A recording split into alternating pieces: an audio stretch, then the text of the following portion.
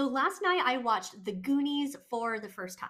This is a classic 1980s movie that has been on my list for years, but I just did not grow up watching this movie. I did not have it on VHS. I think it's because my family at the time thought that a lot of this humor in it was maybe inappropriate for little girls, which now that I watched it last night, I can see why. But I finally got to watch it, and I can see why this is a classic among a lot of specifically boys that grew up in the 1980s and 90s. Although this film was directed by Richard Donner, it was produced by Steven Spielberg. So it has these Spielberg elements in it with the heart and the storytelling and the action and adventure, and the characters are so memorable. I love how instead of maybe just generic names, we have some cool, memorable nicknames for them, like Data and Chunk and Mouth. I loved Mouth and his Spanish speaking humor. I thought that opening sequence of him speaking Spanish was absolutely hilarious. There's so much humor in this that for both kids and adults is just absolutely hilarious.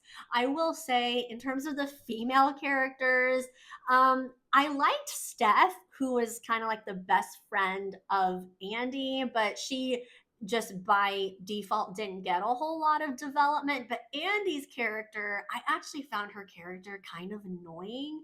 And I do think, in kind of a classic way of a script written by men in the 1980s, I do think her character was over sexualized as a teenager. And she even has dialogue in there to the effect of, I should have let them objectify my body than go on this adventure because I'm scared.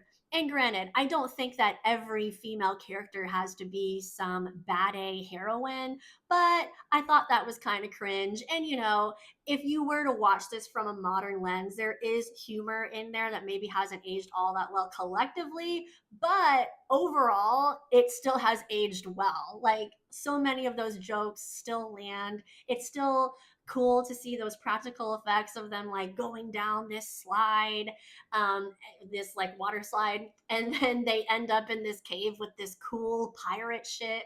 I mean, it just gives this sense of magic and wonder that every kid just wants of pure childhood adventure. So I thought it was cute in that sense.